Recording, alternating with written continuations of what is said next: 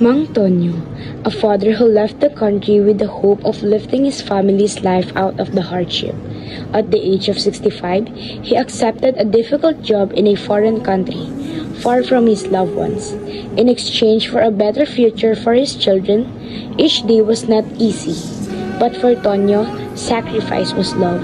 But little did he know, an ever greater challenge awaited him.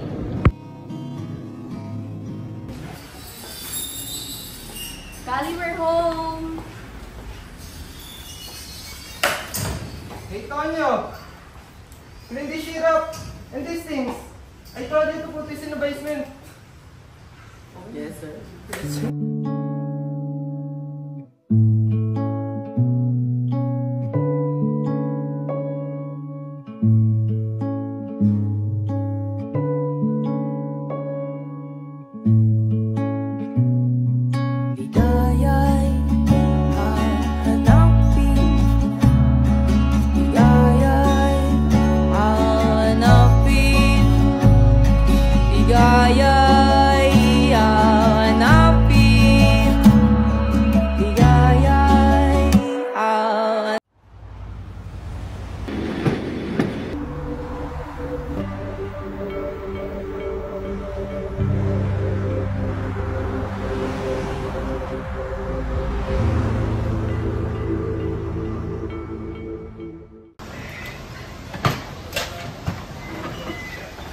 Na ako.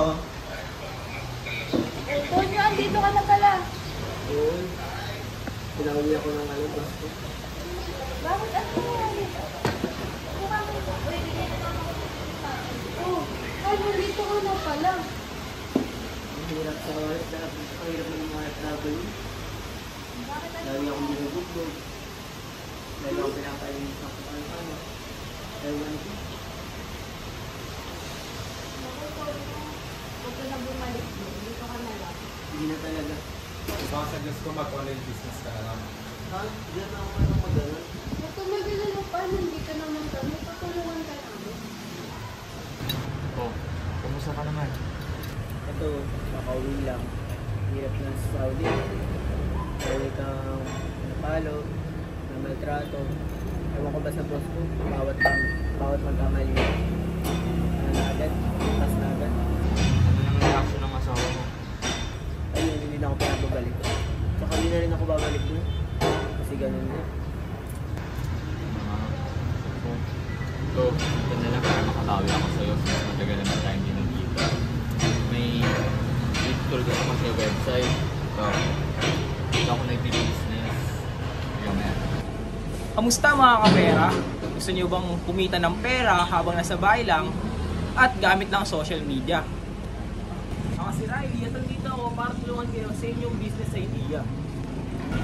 At syempre, kailangan mo ng data at sipag para umasenso. Ayun lang, maraming salamat. Paano to? Oo. Ayun na nga. Ito pala yung sample na binibenta ko online. Ano naman yan? Sa awa naman ng Diyos, marami naman ako nabibenta. At para nga rin makapagsimula ka na, tulong ko na rin ito sa'yo bilang matalik mong kaibigan.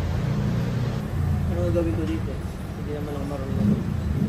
Magpatulong ka sa mga anak mo, madali lang gamitin.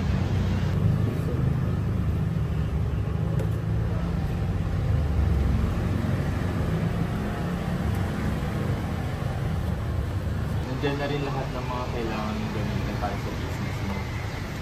Sana makatulong sa'yo yan, Tol. Malis sa anak. Mga anak, O tay, may iPad ka na pala. Saan galing yan? sa kumpare ko si Pedro, yaman na pala rin. Bakit? Para saan daw po yan? May sinasabi siya eh, mag-live daw ako dito. Ah, Marami daw yung kita din. Paano ba to? Ang madali na yan, turuan niya ako. ganito yan pa. Bale, bubuksan mo siya, titindutin mo to. Tapos pagka-open niya, pupunta ka sa Instagram. Then, pipinutin mo itong nasa taas. Tapos, ayan, pwede ka na mag-live. Ano ba yung titinda mo? Mga gadgets sana eh. Pareha sa kanila. Connect gadgets. Ganda yan ah. Naghahanap ba kayo ng murang cellphone, pang regalo, or pang upgrade? Meron din kaming iPad kung kailangan nyo sa school. Dito lang yan sa Tonyo Gadgets. Murang-mura lang. 20,000 lang. May nyo na. Murang speaker pang pwedeng pang party. Kami Tol. Yun na po yung in-order na sa Tonyo Gadgets. Yes po. Salamat po. Mga Tonyo, dito po ba yung pick up ng iPad ko? Oo, ito. Sige po, doon na lang po yung bayad kaya. Sige po, thank you po. Kayo po ba sila? Ito na po ba yun?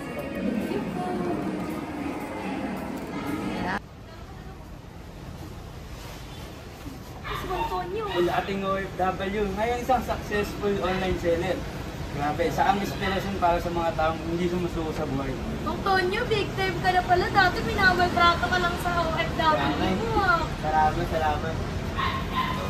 Kailangan nyo ba ng murang gadget? Dito lang yan sa Tonyo Gadget. Kaya iman nyo na to. Dahil dyan malapit na tayo ma-sold out. Yan. Mag-mine kayo guys. Mang Tonyo never went back to abroad and chose to sell gadgets online instead.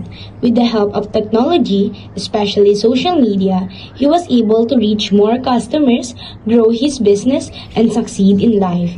His story shows how technology can open new opportunity for ordinary people.